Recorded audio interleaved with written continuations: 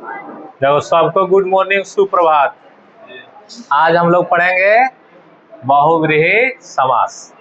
देखो समास में आगे हम लोग पढ़ेंगे बहुव्रीहि समास में इसका फॉर्मूला होगा सूत्र, यानी अन्य पदार्थ प्रधानो बहुव्रीहि।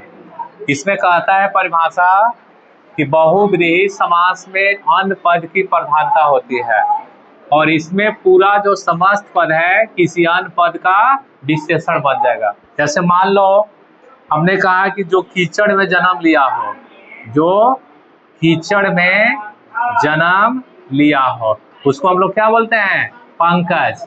लेकिन इसका एक विशेष अर्थ देगा कमल, यानी अपना मूल अर्थ को छोड़ करके विशेष अर्थ जब प्रकट करने लगेगा तो उसी समास को हम लोग बहुव्रीहि समास के अंतर्गत रखेंगे ना।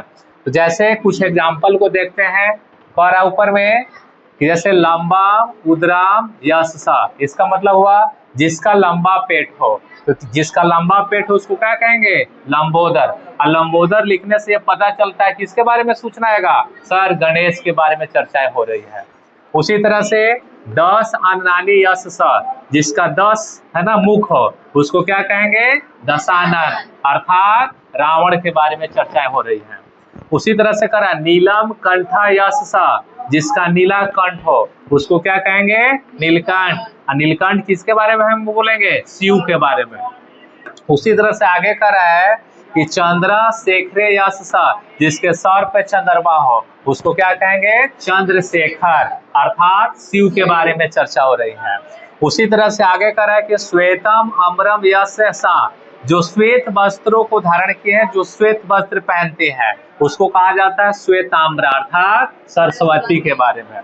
उसी तरह से चंद्रा यु मुखम यशसा, जिसका मुख चंद्रमे के समान हो तो उसको क्या कहेंगे? चंद्रमुखी, यानी इसको कहेंगे हम लोग नारी को कहते हैं। उसी तरह से कृष्णा मति यशसा, जिसका मति काला हो उसको कहेंगे कृष्णमति, अर्थात पुरुष के बारे में कहेंगे। उसी तरह से चक्रम पाणो यशसा, जिसके हाथ में चक्र हो उसको क्या कहेंगे? चक्रपाणि, अर्थात विष्णु के बारे में कह रहे हैं हम लोग। उसी तरह से पीतम अम्रम यशसा, जो पीले वस्त्रों को धारण किया हो उसको कहेंगे पीताम्बरा, अर्थात विष्णु। इस तरह से हम लोग बहुव्रीहि समास का जो मोस्ट यूज है ना, इंपॉर्टेंट जो उदाहरण है हम लोग पढ़े हैं। बाकी हम लोग आगे कल सीखेंगे समास के बारे में। आज